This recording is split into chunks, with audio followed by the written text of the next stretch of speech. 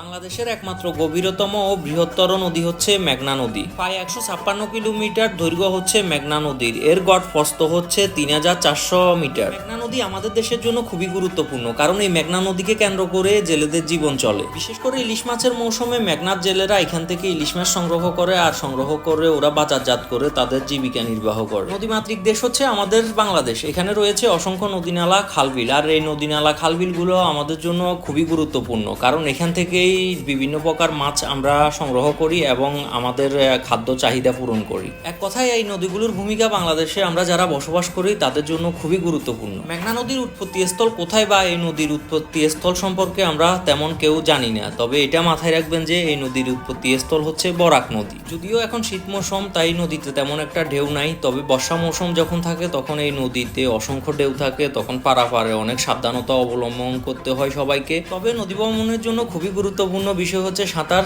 সাঁতার আমাদের প্রত্যেককে শিখতে হবে, আমাদের ছেলে মেয়ে ভাই বোন যারা আছে সবাইকে সাঁতার শিখাইতে হবে, এটা আমাদের দায়িত্ব কর্তব্য। ভালো থাকবেন, সুস্থ থাকবেন, আল্লাহ হাফেজ।